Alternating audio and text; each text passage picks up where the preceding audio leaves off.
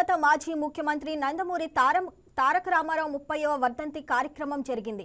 మాజీ MLA Sugunamma, Yadav corporation chairman Narasimha Yadav, SAAP chairman Ravinaidu, TDP media coordinator Sridhar వర్మలు ఎన్టీఆర్ కాంస్య విగ్రహానికి పాలాభిషేకం చేసి నివాళులు అర్పించారు.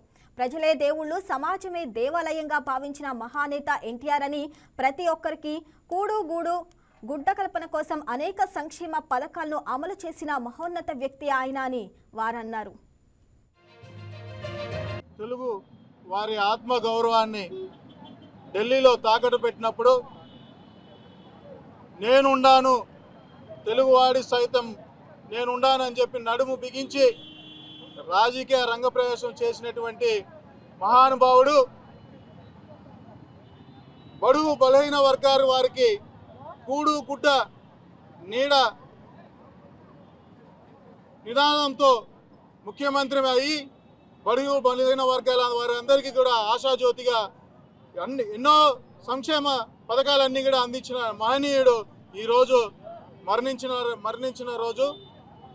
ఆయనకి ఘన నివాళులు అర్పిస్తూ ఆయన ఆత్మ శాంతించాలని, ఆ నందమూరి కుటుంబానికి ఆ వెంకటేశ్వర స్వామి ఆశీస్సులు నిండుగా ఉండాలని కోరుకుంటున్నాం. తెలుగు చలనచిత్ర పరిశ్రమలోనే కాదు, నిజ జీవితంలో కానీ మకుటం లేని మహారాజు స్వర్గీయ నందమూరి తారక రామారావు గారు. ఆయన మరణించిన రోజుగా ఈరోజు తెలుగు జాతి భావించడం లేదు. ప్రతి తెలుగువారి గుండెల్లో నందమూరి తారక రామారావు గారు కొలువై ఉన్నారు. ఈరోజు బడుగు బలహీన వర్గాలకు ఈరోజు గౌరవప్రదంగా ముందుకెళ్తున్నారన్న.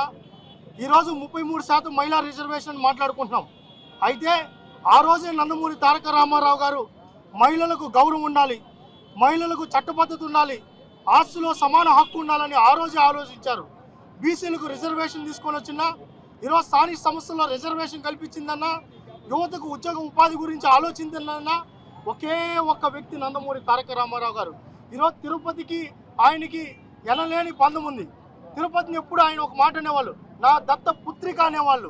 ఈరోజు రాజకీయాల్లోనే కాదు, అన్ని విధాల మన తెలుగుదేశం పార్టీ సంస్థాపక అధ్యక్షుడైనటువంటి శ్రీ నట సార్వభౌమ విశ్వవిఖ్యాత నట సార్వభౌమ నందమూరి తారక రామారావు గారి యొక్క 30వ వర్ధంతి సందర్భంగా ఈ రోజున ఆయన కళా రంగంలోనే కాదు, సినిమా రంగంలోనే కాదు, ఈరోజు రాజకీయ రంగంలో కూడా అత్యున్నత స్థానంలో నిలిచి ప్రజలకు మరి ఏదైతే కూడు గుడ్డ నీడ అవసరమో, ప్రజలే దేవుళ్ళు, సమాజమే దేవాలయం అనే ఒక ముఖ్య ఆశయంతో ముందుకెళ్లారో, ఆ ఆశయ సాధన దిశగా ఇప్పటికి కూడా మరి పార్టీ స్థాపించినప్పటి నుంచి ఇప్పటి వరకు కూడా ఆయన ఆశయ సాధన కోసం ప్రతి ఒక్కరు కూడా తెలుగుదేశం కుటుంబ సభ్యులైతేనేమి, ఆయన అభిమానులు అయితేనేమి, ఆయన శ్రేయోభిలాషులు అయితేనేమి, ఆయన కుటుంబ సభ్యులైతేనేమి ఈరోజు ఆయన ఆశయ సాధన కోసం మన నారా భువనేశ్వరి గారు Please subscribe to YK TV Network. Please subscribe to YK TV. Please watch YK News.